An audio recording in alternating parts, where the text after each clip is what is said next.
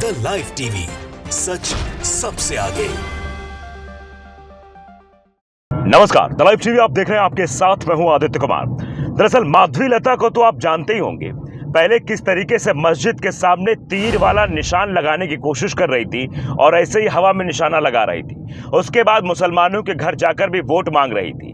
हैदराबाद में एआईएमआईएम के प्रमुख को चुनौती देने वाली माधवीलता अब वोटिंग के दिन वोट डालने पहुंची तो वहां मुसलमान महिलाओं के साथ बैठकर और मुसलमान महिलाओं का ये कह रहे हैं कि आप अपनी आईडी दिखाइए। आप समझिए कि आखिरकार माधवीलता को किसने ये अधिकार दे दिया कि वो वोटर्स के आईडी कार्ड चेक कर सके, जबकि ये अधिकार वहां के बैठे कर्मचारियों का है, वहां के पीठासीन अधिकारी का है कि वो ये काम करें। लेकिन जिस तरीके से हार की बौखलाहट माधवीलता के अंदर है और वो ओवैसी को चुनौती देने की बात तो जरूर कर रही, लेकिन स्थितियां जो दिखाई दे रही हैं वो बिल्कुल खिलाफ दिखाई दे रही। इसीलिए बार बार कभी रोना, कभी गाना, कभी गिड़गिड़ाना, तो कभी तीर चलाना, तो अब जाकर वोटर्स की जो है आईडी चेक करना, ये काम माधवीलता के द्वारा किया जा रहा है। और इससे साफ अंदाजा आप लगा सकते हैं कि ये उसकी बौखलाहट भी है। आप देखिए किस तरीके से वो वहां पर गई हैं और चेक कर रही है। इसको लगातार लोग एक्स पर पोस्ट कर रहे हैं। पूजा त्रिपाठी ने बाकायदे लिखा कि are candidates authorised to identity of voter election commission. ये सवाल पूछा जा रहा है कि जो कैंडिडेट्स वहां पर हैं, क्या उनको अधिकार दे दिया गया है वोटर आईडी चेक करने का, या जो वहां पे पहचान पत्र चेक करने का, आधार कार्ड चेक करने का, वोटर लिस्ट में नाम चेक करने का, यह आदेश का इलेक्शन कमीशन ने दे दिया है। Why is BJP candidate Madhavilatha checking women under what authority? यानी किस अधिकार के तहत ये माधवीलता, जो कि भारतीय जनता पार्टी की कैंडिडेट है, ये पहुंचती हैं पोलिंग बूथ पर और मुस्लिम महिलाएं जो वहां पर बुर्का पहने हुए महिलाएं हैं उनसे उनकी आइडेंटिटी मांग रही हैं। कह रहे हैं कि दिखाओ तुम्हारा वोटर लिस्ट में नाम है या नहीं, आप बताइए। इलेक्शन कमीशन पहले चरण के मतदान से ही सवालों के घेरे में है।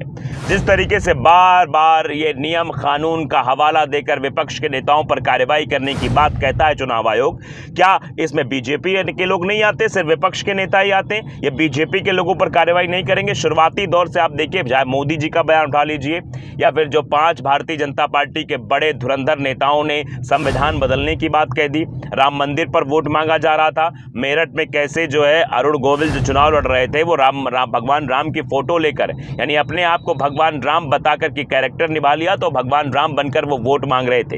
इस तरीके की कई तस्वीरें वायरल हुई, लेकिन चुनाव आयोग को कोई मतलब नहीं है। आज जब इलेक्शन हो रहा है, आज जब चौथे चरण का मतदान हो रहा, उस वक्त भी ऐसी तस्वीरें आ रही, उस पर भी संज्ञान का चुनाव आयोग लेगा? लोगों को भरोसा नहीं है और शायद विपक्ष के नेताओं को भी इस बात पर भरोसा नहीं कि ऐसा हो भी सकता है। चुनाव आयोग जाग भी सकता है, उसका जमीर जाग सकता है, उसको दिखाई पड़ सकता है। अपनी निष्पक्षता की बात जो है वो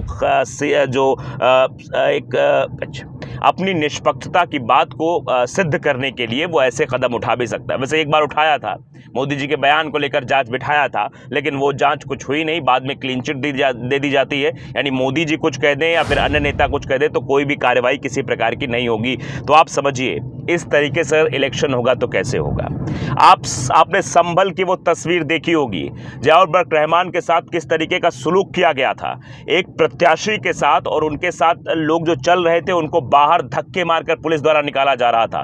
पूरे इलेक्शन में कैसे इलेक्शन कमीशन शांत बैठा रहा और पुलिस वालों की, अधिकारियों की और जो आप जानते हैं बाकी भारतीय जनता पार्टी के नेताओं की किस तरीके की हरकतें रही हैं, ये सब दिखाई दी है। और एक बार ये फिर सवाल खड़ा होता है, आप देखिए, और जाकर पोलिंग बूथ पर चुनाव चिन्ह लेकर भी और वहां पर कहते हुए भी नजर आ रही थी कि सबके साथ में ही सबका विकास है।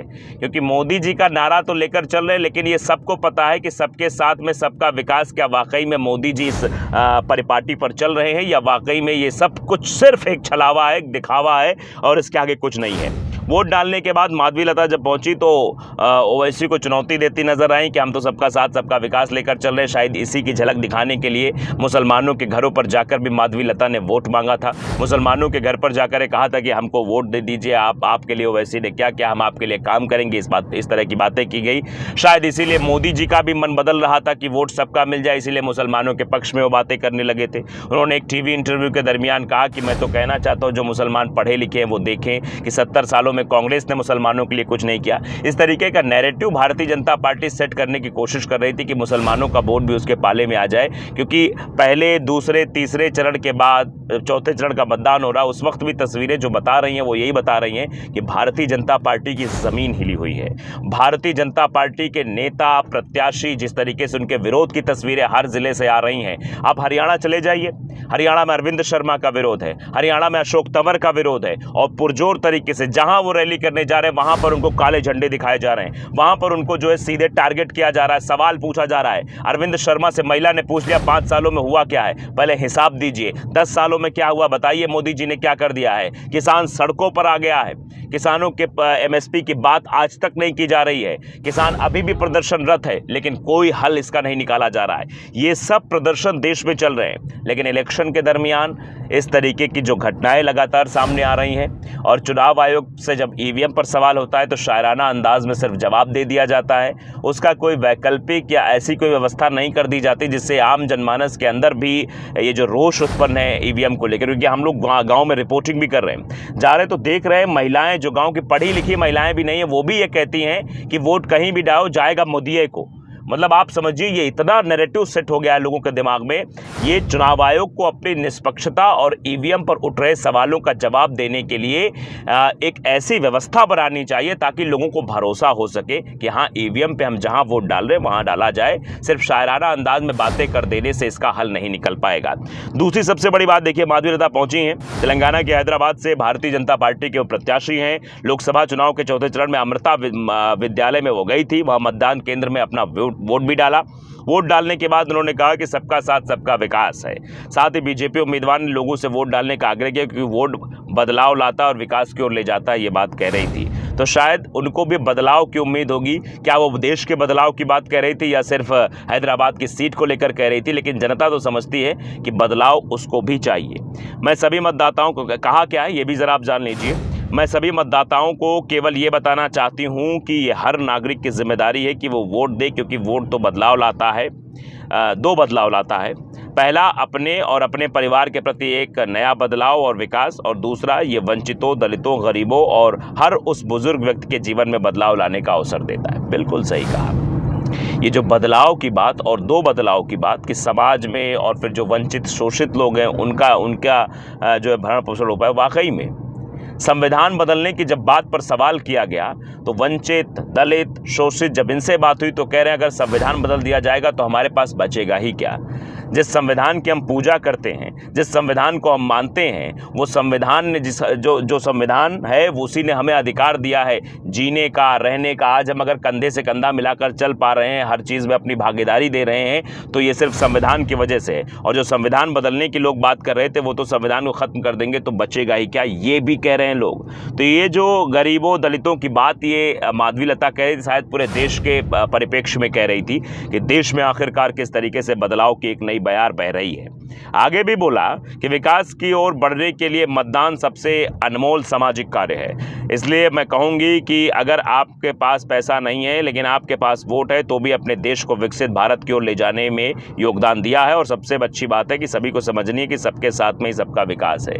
यानी घुमा फिरा के नारा वही दे रहे थे, लेकिन सबका साथ सबका विकास का नारा क्या 2014 के बाद सही तरीके से धरातल पर उतर पाया है? या 2019 में जो एक लाइन इसमें और जोड़ दी गई थी, सबका साथ सबका विकास और सबका विश्वास, क्या वो विश्वास लोगों के अंदर जगा है? वो 2023 के जो या फिर 2024 के आप मान लीजिए, 23 में तो कुछ नहीं, लेकिन 24 का जो इलेक्शन हो रहा है, आम लोकसभा चुनाव जो हो रहा है, उसमें लोगों के अंदर किस तरीके से अविश्वास का भाव उत्पन्न हो रहा है? शायद यही वजह है कि वोटिंग परसेंटेज लगातार कम होता चला जा रहा है। तो सीधे तौर पर यह सवाल सबसे अहम है कि चुनाव में अगर इस तरीके की गुस्ताखियां की जाएंगी या इस तरीके से आदर्श आचार संहिता के नियमों का उल्लंघन किया जाएगा तो यह गलत है। चुनाव आयोग के इस पर संज्ञान लेना चाहिए कि इस तरीके से क्या उन्होंने एक कैंडिडेट को ये अधिकार दे दिया है कि वो जाकर लोगों की ID कार्ड चेक कर सके, लोगों के वोटर लिस्ट में नाम है या नहीं है ये चेक कर सके। द लाइव टीवी को अगर आपने सब्सक्राइब नहीं किया जरूर करिए, बेल आइकन दबाइए ताकि सच खबर आप तक पहुंचती रहे। नमस्कार। द लाइव टीवी, सच सबसे आगे।